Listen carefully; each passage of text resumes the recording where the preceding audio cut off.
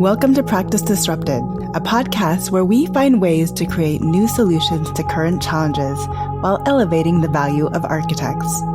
I'm your host, Evelyn Lee, an architect who spans tech as an angel investor, startup advisor, and founder of Practice of Architecture. Whether you're a seasoned architect or just starting in the field, this podcast is your gateway to think differently about the role architects play within our global community.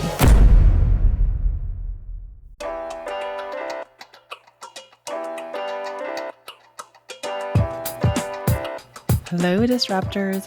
Welcome to this week's episode of Practice Disrupted. I'm thrilled to introduce our guest today, someone I've had the pleasure of collaborating with since our undergraduate days when he was national president of the American Institute of Architecture Students, or AIAS. Our guest is none other than Lawrence Fabbroni, AIA lead AP, who now joins Practice of Architecture as our new Chief Innovation Officer. Larry brings over 2 decades of architectural practice experience, having led major master planning projects at renowned firms like Ehrenkrantz, Extute, and Kuhn Architects, who has later merged with Perkins & Will and Strata Architecture. He has worked on some of the largest development projects in the U.S. and is currently focused on strategic pre-development services. Larry's impressive academic background includes a Bachelor of Architecture and a Master of Policy and Management from Carnegie Mellon University.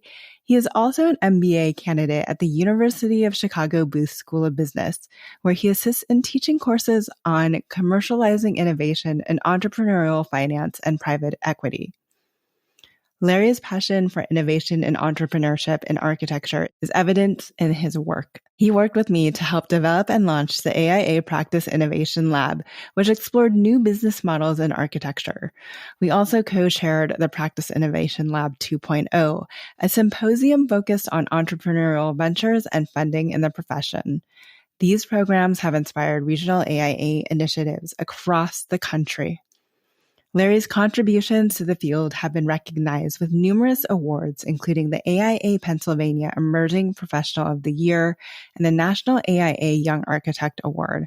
He's also held leadership roles in many national and regional organizations, including serving as a national board member of the American Institute of Architects.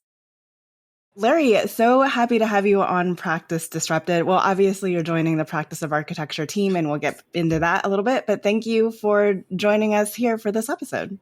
Yep. Thanks for having me. I'm excited to be here and with you and all the disruptors out there. So one of the things that I get asked a lot, because having pursued my MBA, is why I pursued my MBA. And since you're in the process of just wrapping it up, why don't you tell us about your decision as an architect and where you are in your career when you decided to get your MBA and why you did it? Sure. And yeah, we'll start right out by dating myself and saying that, I was in practice for almost 2 decades before I went back to get my MBA.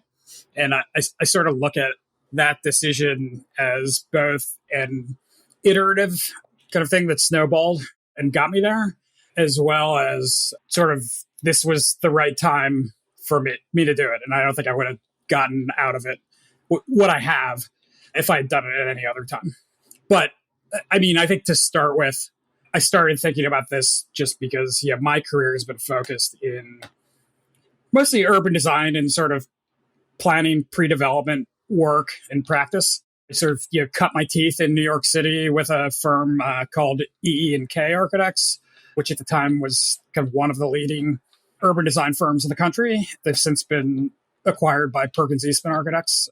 But I get to work on kind of some of the biggest projects in the country when I was there. And it was kind of an amazing place to learn about the business, but also sort of experience something that I think is, was a little different than a lot of studios too. But I mean, one of the things I experienced throughout my time working in urban design projects is we'd always come up with these great ideas, right? There's so many great ideas that architects come up with, not just in urban design projects, but in all of our projects. And a lot of those ideas sort of never are realized. In urban design, I feel like the buildings get built, the public spaces get built, and then all these other ideas sort of sit in the books and on the shelves. And, I started saying to myself, working on a more recent project where this was sort of amplified, and there was a real interest in kind of generating these ideas by the client group, that, a lot of these things were going to be really tough to actually do unless there was a business case behind them. That was a real push for me to say, I don't know how to do this. It doesn't seem like a whole lot of other people do. And I want to go learn. I want to go learn what the people who have the money are, how they're making decisions, and how I can start to frame things, both to be able to kind of vet ideas and understand the difference between a good idea and a good business, but also how to make a compelling case for things that I think actually should happen. And so that was sort of step one of that. Then you and I have this experience together with the Young Architects Forum, which I know guest after guest that you have on this podcast sort of talks about this kind of magical moment in time. Yeah. On the Young Architects Forum, right. But part of the reason I applied to be chair of the Young Architects Forum and, got ultimately I was selected, right, and succeeded you kind of in the year after your year as chair, was because you had kind of come with this vision for the Practice Innovation Lab. And this kind of focus on looking at what are alternative practice models that we could be exploring and introducing within the profession. And I've sort of always felt like the practice model was not particularly interesting to me. This sort of, no matter what way you cut it, almost all practices are still based on this kind of labor-based model. We've experienced more recently is really dependent on variable cost labor. I think not exclusively, but in a whole lot of cases, I guess I'll interrupt myself and just say, in tech and other industries that like we always want to look at and say we're just as creative as these people, they talk about talent, right? And I feel like, my experience in the profession, there's a whole lot of firms out there that seem to look at the partnership, look at themselves as talent. And they sort of look at the staff as the staff, right? That's something that's part of the business model too, that I felt like is not super interesting to me, right? And so and I think a lot of listeners will have kind of dealt with their own frustrations around this, and you experience it in bits and pieces, right? Like, so Practice Innovation Lab was like this really interesting thing to me to explore, and we did that. You had come with this vision, and I like to think I played a kind of big role in kind of helping. No, you played a very large part, right, in crafting it, and not only, and the very little known Practice Innovation Lab too, as well. Right. You're right. So then you and I, kind of after the initial PIL, did PIL 2.0, we call it, which was a day-long symposium at the National AIA conference in Las Vegas. And we tried to focus that more around sort of actual business pitches to real investors, who we brought in, and kind of crafted a day around trying to help people understand that process a bit more. And really when we were doing that, I said, I don't know anything about this, right? Like, or at least like, I only know enough to like scratch the surface. And, even as we were creating that program, we struggled to find people who were in the industry who were actual investors, right? That was just like, we were inviting people from a really small pool. So I sort of said, if we want to do this bigger thing, like I want to understand this thing, right? Like, and I want to understand how you do this. And I think like the third piece of it kind of then just it's tough to say like the pandemic hit at the right moment, but like for me, because lots of terrible things happened in the pandemic, but what happened to me was after about a month of Zoom happy hours, I said like I want to do something more interesting with my time, and I've already been thinking about this thing, and so let me start exploring business school. And at a time when I didn't know if that would all happen remotely or when we would be kind of back to any sense of normalcy. That's sort of where I got to and said, like, this is a thing I want to do. And it worked out for me. I mean, I'll spare all the details of like applying and getting to business school, but I got accepted to a part-time program at the University of Chicago. I travel back and forth from where I live in Pittsburgh, and like I said, like I did it at the right moment for me. I've never looked back and kind of wondered if it was a good idea. Like I'm at a point now where I'm nearing the end of the program, and I really wish I could keep taking these classes forever. So I guess you obviously went to business school. And can I just say, I barely remembered the context of Practice Innovation Lab 2.0 until you just said that there. I didn't realize until now what personal impact it had on you. So thank you for sharing that. Yeah, for sure. So, what are some of the big takeaways that you're learning specific relative to the architecture school now that you've been in business school about ways we can be more innovative, or financial models that we should be aware of, or there's so many different things I think we can talk about. But are there a few things that stand out to you that like the everyday practitioner should really think about researching or discussing more? Yeah, I mean, I think where I start this is to say we confuse a lot of times creativity with innovation. And I think we work in an industry, in a specific profession within kind of what might be a larger umbrella of an industry that is, has boundless creativity. We have really creative people. And in the world of innovation, we kind of separate out between what we define as invention and innovation, right? And then there's multiple types of innovation that can happen. And the most common is just to kind of innovate iteratively on what you already do, right? And I think architects are kind of really inclined to want to be really creative and kind of develop something brand new all the time.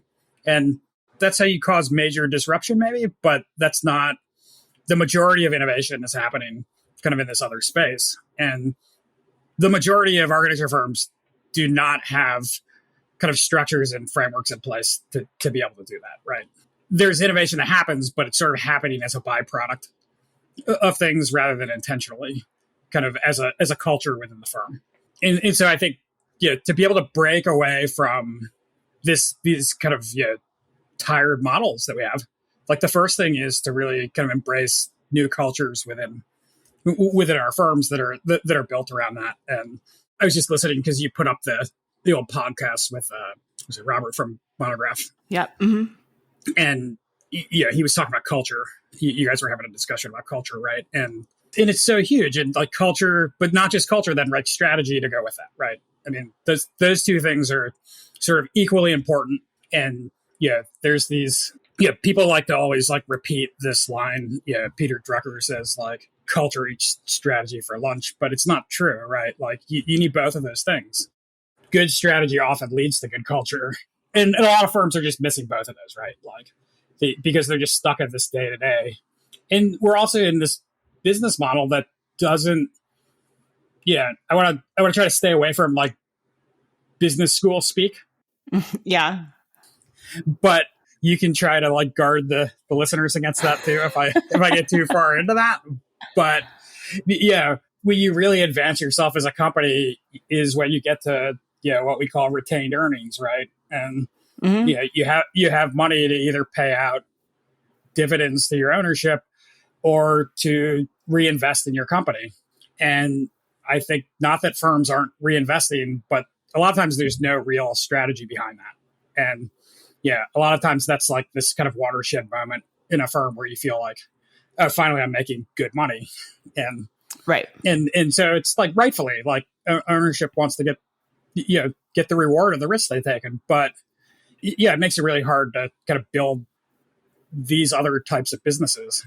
If you can't start kind of looking at the bigger picture and have a really sound strategy to do that. What are the different like things that architects can start doing immediately? I mean, I think that's one of the things they can start doing immediately, right? Is to really take stock of strategy in the firm, and if we want to be an innovative company, if we want to like find that differentiator for ourselves, then how do we do that? Be really honest about kind of who you are now, because that's how you're going to be able to kind of roadmap to the firm you want to be. And it's a really hard thing for, for a lot of companies, not just architects.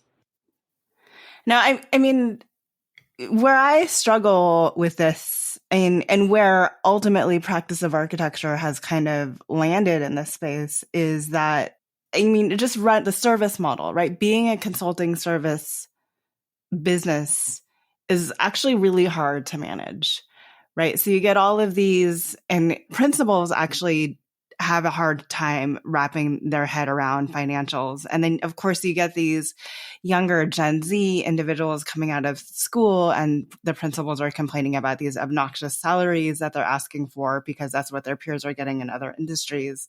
But understanding a service business model and running that efficiently, I think, is task enough, let alone even considering where like they would get to a place where they have additional reserves to look at putting towards a new business model.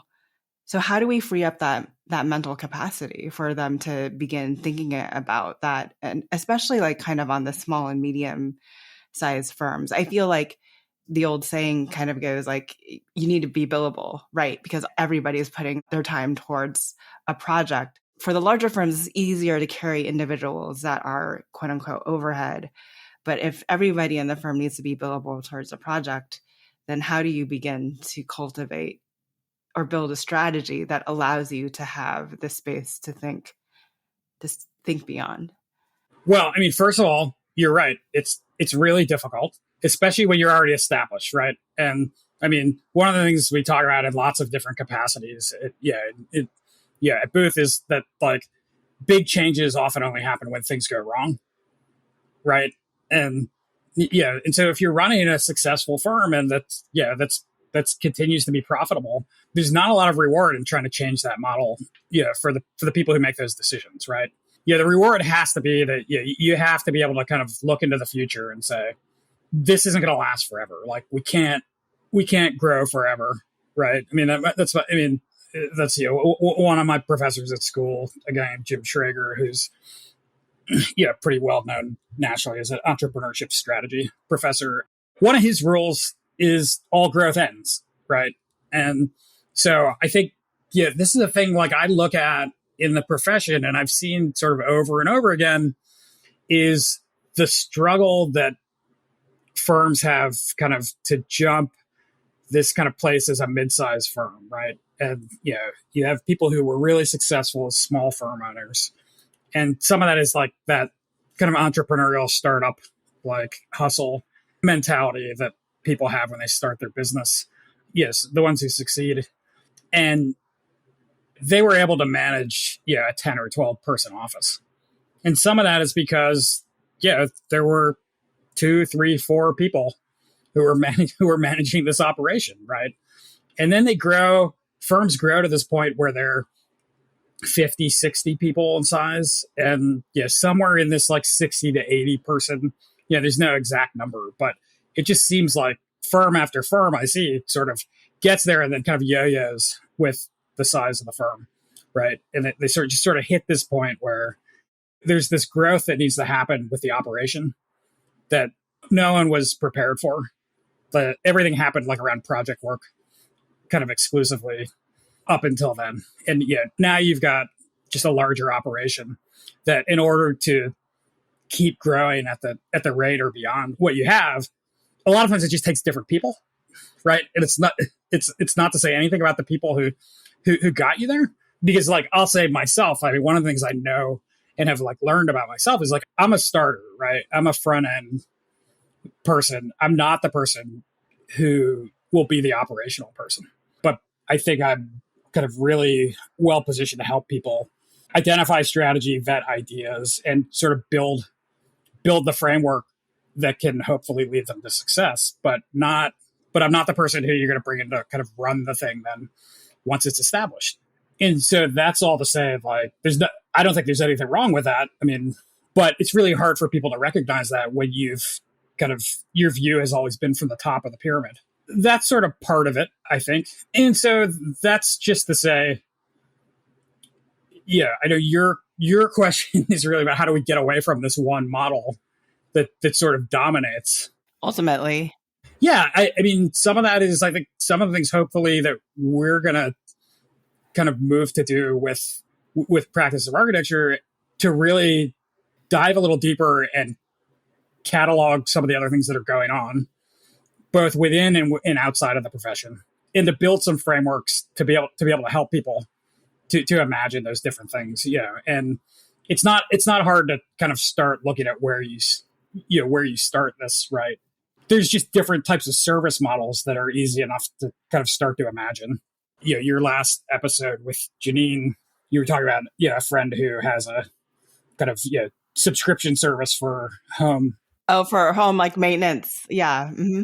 Yeah. And I think, we saw some of that in Practice Innovation Lab, was this idea of like, the quote unquote Netflix model of, you pay a monthly fee and have a certain service, that you can get. And, I think when you start to kind of imagine how people can grow new products and services, like some of the things that you did previously in strategy work, whether it's with institutional clients or beyond, that there's opportunity when you can start to kind of develop better strategy in your firm.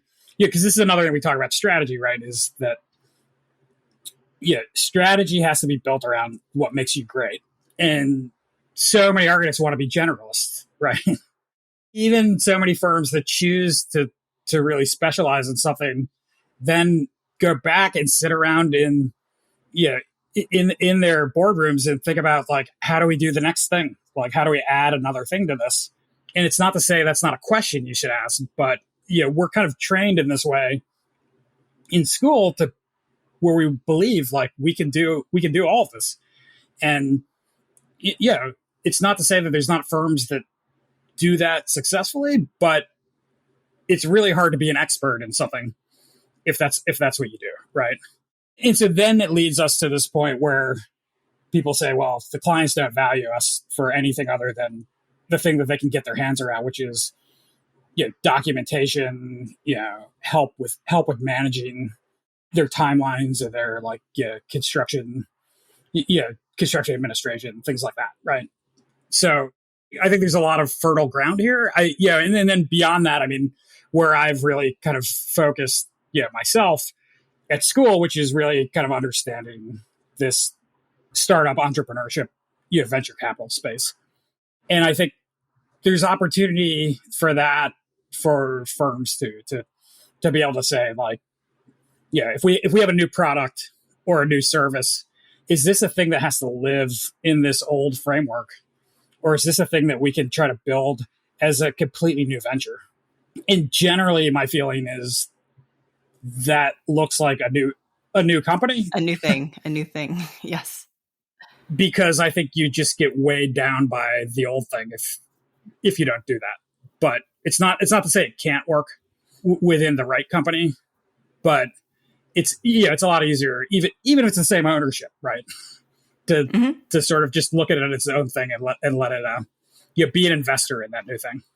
Well, I think it's also just good business sense in terms of being able to separate the books out, right? Literally have different bank accounts for the two businesses. I was talking to somebody in the lab who's growing this in the practice community and lab, and I was like, you need to make it two different things. Like, you need to, if you're putting billable hours, and bill your other company for the hours that you're putting towards that, so you can kind of understand what it takes to run that business, and if it's actually doing, like, visually be able to see if it's making money or if it's just too hard to see when it's all under the same umbrella. Yeah. And I mean, there's moments where you're going to have to decide what do you want that thing to be? And I think a lot of times especially when it's part of the firm, then the focus continues to be, how does this generate more of the business we already do? Mm-hmm. Right. Yeah. How do we use this as some sort of marketing or sales tool versus being able to really look at a new product or service as something that could potentially grow multiple times bigger than what you already have? So the question is, like, how do you determine if that's something that can happen? right? Right. And then, is it right for you, right? That's the other question, because like when you take on new investors, there's just there's a different world you're working in when you're in, say the venture space, where, a venture capital fund lasts for 10 years and the investors in that fund want returns. And so in venture, you're expected to have, what we call an exit in one way or another, right? You're either going to sell the company, you're going to take a company public. I almost feel like that's the hardest thing for architects to, I mean, considering how often we put our name on the firm as like the legacy, like this idea of creating something that you exit. Yeah. And it's also a really hard thing. Yeah. I've experienced this, that, with companies I've been like, talking to, it's a really hard thing for people to want to give up equity, right? Even if their own piece of what comes after is going to be worth so much more. It's the notion Right. of like giving up a piece of that is really hard for a lot of people. And that's not exclusive to architects, right? That's a founder's issue. Yeah. Across the kind of entrepreneurship field, because it's like, it is like a child for you if you found a company. Mm-hmm. Absolutely. I like this duality though between like you being a starter and me. I love digging in on the operations and kind of fixing and fine tuning things. I think that's kind of where we've naturally found our places. And if I ever knew more about you around VC, which I don't think I actually did, now you definitely know more than me in this space. So an exciting thing about founding the practice of architecture, and something that I always thought it would be, was an accelerator for new business ideas. And I had it because of how little I knew about the VC space, and not necessarily wanting to partner with VC, but I think just also the mechanisms to do so. I told myself that I would have to self-fund this accelerator. Thankfully, I know a little bit more about how things operate, and now we're bringing you to the table. I'm really excited at potentially launching a full accelerator as we head into 2025. So did you want to talk a little bit about kind of what we're putting together and what we hope to accomplish together? I think, we've already started kind of building out this sort of like baseline educational modules for kind of entrepreneurship and architecture, right? And I think, the goal there is one way or another to kind of develop something akin to, or actually a certificate program, in 3 or 4 modules. You sort of can get the basics and kind of start to both kind of speak the language and have a basic framework to work from, if that's something you're interested in doing. Well, I think it's also about creating the strategy, right? And ensuring you have the space to be innovative in the ways that you are talking about innovation, not the ways that we typically talk about innovation.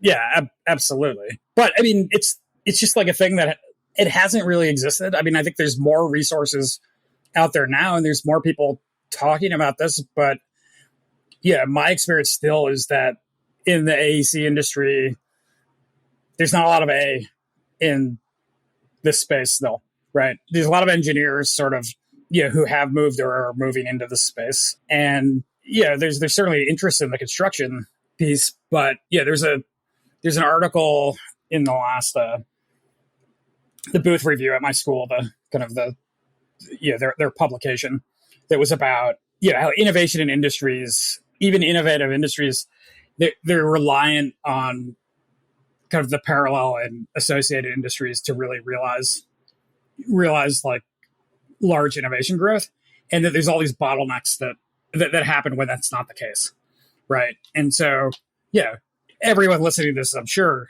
is really kind of familiar with all the places in our industry that move slow. We're still doing things that we've done the same way for however long, whether new solutions existed or not, right?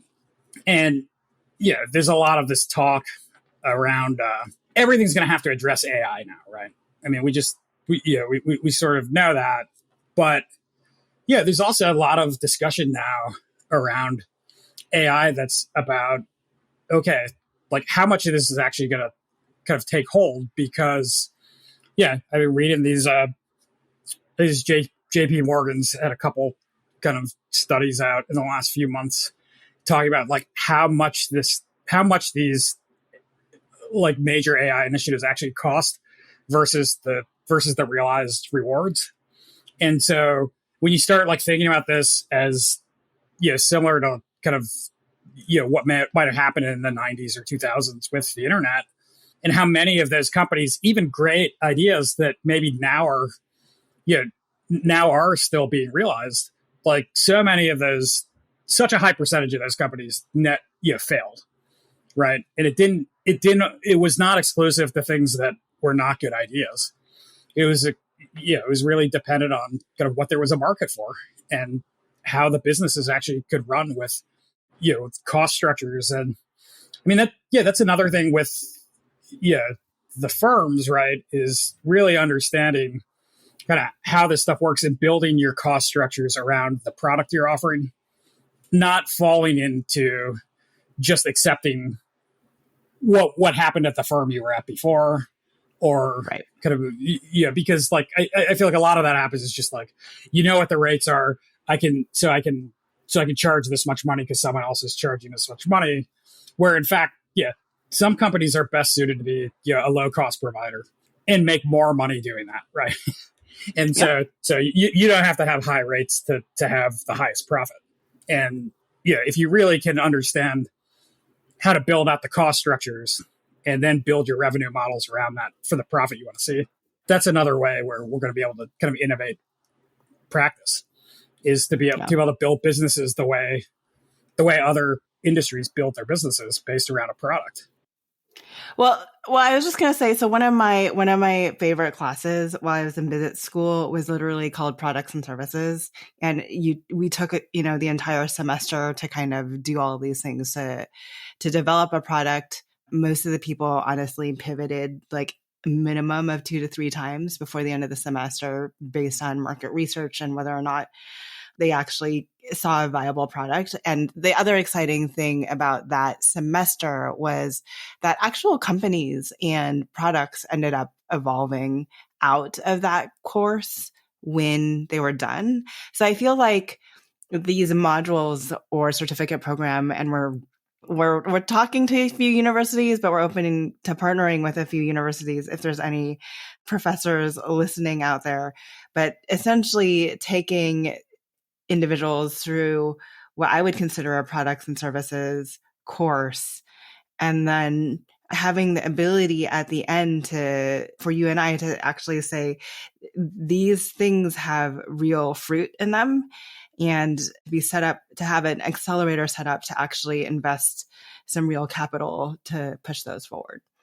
I mean, just kind of building on what you're saying, right? Like one of the big things that I've had the opportunity to do that I never expected when I started business school was to kind of have a position as a graduate teaching assistant at Booth.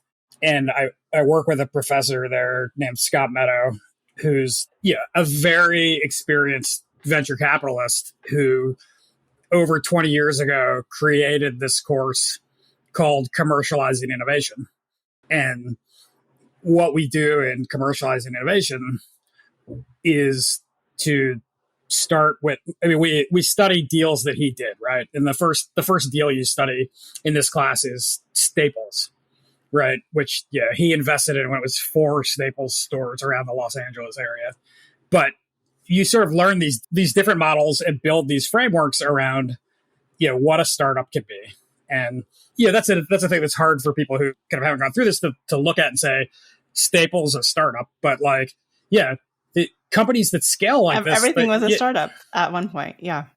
And so it's a lot of things. Like anyone who's gone through business school, or lots of people who haven't, sort of understand identifying and sizing a market, identifying your customer and doing customer discovery, developing strategy around that, all sorts of other stuff that goes along with that. And then we pair all that with, we do kind of heavy research of analogous companies and build out frameworks for financial models based on successful companies that have done this, and then we build kind of financial forecasting and do company valuation and all sorts of other stuff that is basically designed to be to show you what venture capitalists do, right? And it sort of works on both ends to say, I mean, what Scott always says is you're not going to be guaranteed to have someone invest in your company if you do all this stuff, but they're going to look at this and know that you're asking the right questions.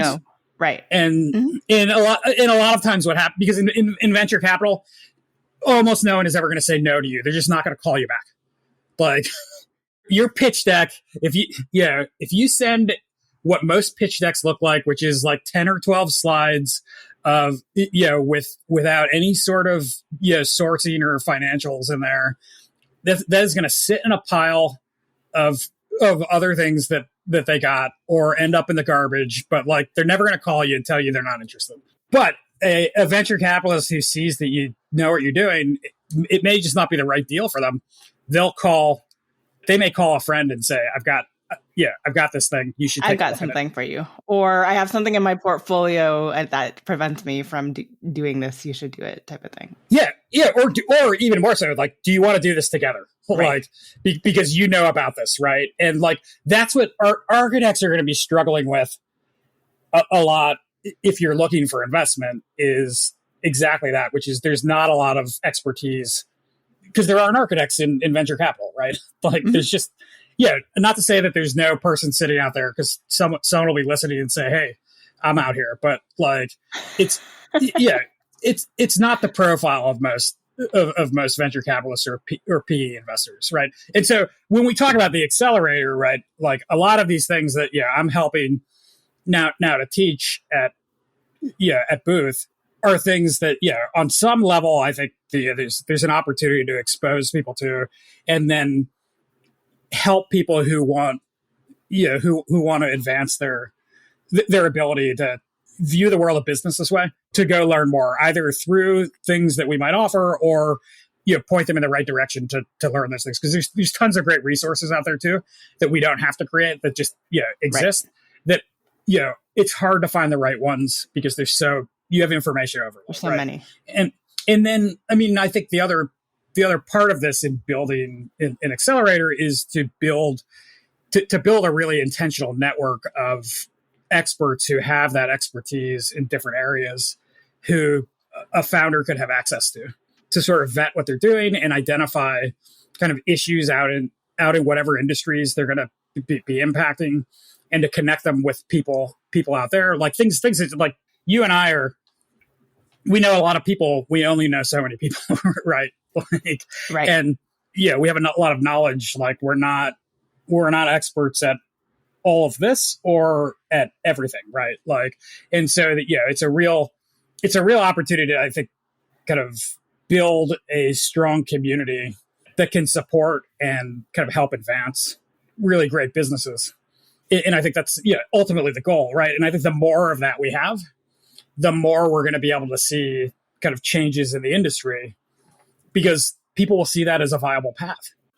Well, I was going to say, and I didn't want you to entirely glaze over it too, is like all of that market research that we talk about putting into a new product or service is actually something, whether or not they take it and put it into a new product or service, is actually something that they can take back and look at their current market that they're operating in and ask those same questions about why am I struggling, or in fact, even why am I doing so well in this market, and when is doing so well going to start drying up for me because of externalities or just the size of the market altogether. So I think, those are all skills that you can take and then apply, even if you don't start something entirely new, back to the existing model to come up with a better, to actually, one, come up with a strategy if you don't have it, but two, really be business minded when you go back to your firm to start thinking about what's next and what you're planning for. Yeah. And I mean, I also think, first, yes, absolutely. Some of this stuff often sounds kind of really simple, and some of it feels simple once you kind of build the muscles to do it.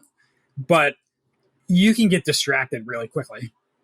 Like, because there's so much information out there.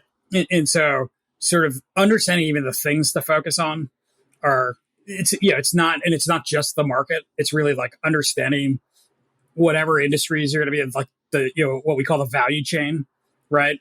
And like that's really how you identify where there's opportunity for disruption, is identifying those gaps in where customers find value and in serving a new need, right? Like it's not just that's what I was saying before. It's not just enough to have a good idea. It's like, what's the problem you're solving? And if you're not solving a problem that enough people have, it's really hard to, or at least, enough people is relative, of course. Like you could be solving a problem that one person has, and it could be a big enough problem to have your own business around. But if you're solving a problem Jeff Bezos has, like you got a pretty good business. Yes, absolutely. But fair. But in general, you want that to be a lot of people, right? And so understanding that, but also understanding then, so it's your customer, it's the industry, and it's really like, if you want to grow a company, understanding what your management team needs to have to be a serious player for an investor is important, because you can have everything be right and have an investor say, like, I just don't think these people could do this thing, right? It's too high risk for me. And so it's a big thing we spend time on in, when we teach this class, is to how you identify where the gaps are, and what is the profile of someone look like who you would want to add to this team. And that's really important stuff. And it's hard to see that when you're in the middle of feeling like you've got the next great idea. Right. But I also think it's going to inevitably be a hard mindset shift, right? Because I feel like one of the things that I've always experienced in tech, and when talking to founders outside of architecture, is like their desire to fill the room with people that are smarter than themselves, right? Like, I don't want to do the books. So who's going to do the, like somebody else can do the books, the finances for me, versus I think for whatever reason, architects know they don't have that expertise in that realm, but they still try to hold on to it for whatever reason within their practice. So I would hope that these courses provide kind of a shift in mindset in terms of making sure that you are focusing where you bring the most value to your own business, and giving parts of the business away in an intentional way that actually support the growth of your business. Again, independent of whether or not you start go out and do these products and services. And that includes bringing the right team to the table. So I would hope that, as we're building out this course relative to products and services, that there's such a huge takeaway for their existing business, even if they don't start something new, by just going through that exercise with us. Yeah. And I think that's just going to be a critical part of future practice, whether you're trying to work within some version of the current model or not, right? I mean, we always talk about non-architects, but something I was reading this week was talking about how every time there's these major technology shifts, right, everyone's worried about being replaced by the technology, when in fact what happens is, most of the time for most industries, there's actually more jobs that are created, but there's new roles, there's new professions that happen with the new technology, right? And so I think a mindset shift in that way as well is going to be critical for us to say, what are the non-architect roles, or what does the new architect look like? And probably both of those things that it's going to take to run a really great practice. That's going to be a huge part, I think, of future practice. And I know for us, that's exciting, right? This is stuff we've been talking about for a while, and it's like kind of where we're focused. It's, I know it's scary for a lot of people too, because you don't know how to manage those things. I know, but the interesting thing is, I think there's a lot, and this is where I think we're differentiating ourselves. I feel like there's very few consulting groups or advisory groups out there in the AEC space, as you said, kind of in the middle of the show, that is really looking at this.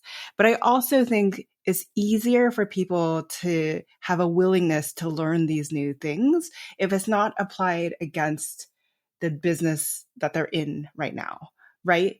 All of the other consulting advisory groups say, like, this is how we need to transform your existing business.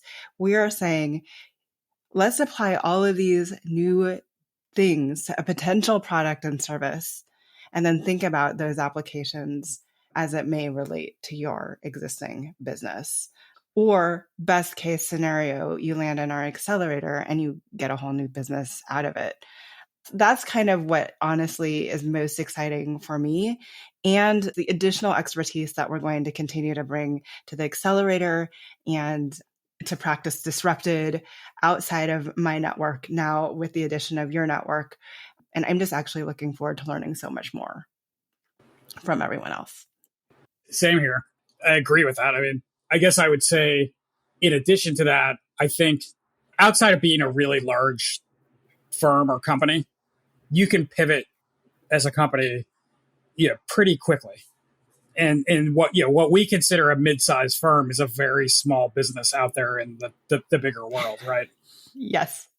But there's so much opportunity, I think, within our profession with the talent that exists, with the creativity that's there, and honestly, I think just with I think there's a really high level of character of people who become architects, right? I mean, it's not to say it doesn't exist in other professions. It's just it's what I know, and I think predominantly that's what you find is people of really high character who are able to look at bigger picture. We just have the whole health, safety, welfare kind of thing, right? They're just we're thinking beyond just the money making part of a business, and actually where the impact is. And I think we're going to see a lot of opportunity here with kind of the growth of impact investing too, which I think is something we're going to be kind of focused on, connecting with and being able to connect people with. But that's a thing that that I think we have to our advantage, and so I think there's real opportunity to kind of grow things that we could never sit here and imagine right now because we're not the people who will ultimately do it. But I know that exists out there in our profession. There's just so much fertile ground, and I think part of that is also kind of helping anyone who wants to kind of work with us to kind of recognize how much of that exists in all tiers of their company, right? Mm-hmm. And so when you're going back, it's not about going back to your company and just kind of making it a new thing for everyone. It's about making it a new thing with everyone. I'm a big fan of Michael Lewis's podcast, Against the Rules. And one of the episodes that I loved was he talked about what he called level 6 expertise. And it's the idea is, the people who have the expertise and knowledge to kind of understand the real problems and how to come up with new solutions for those are working 6 levels down from management. Mm-hmm. Right. And so we may be in a smaller company. It may look a little differently, that number of levels. But the fact is, the people doing the work every day are the ones who have so much to offer this, right? And it's it can't be about what trying to develop the innovation in the boardroom. This the strategy should come from the boardroom, but the innovation should be. It has to be a culture within your firm, right? And it has to be a thing that everyone in the firm feels like is it they're charged with driving innovation in the company.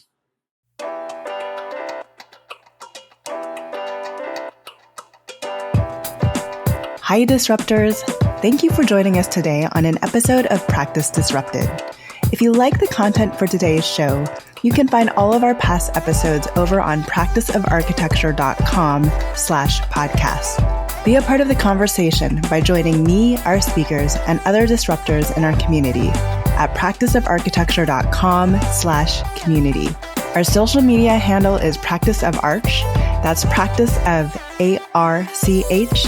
We'd love to hear from you, so feel free to drop us a DM and say hello.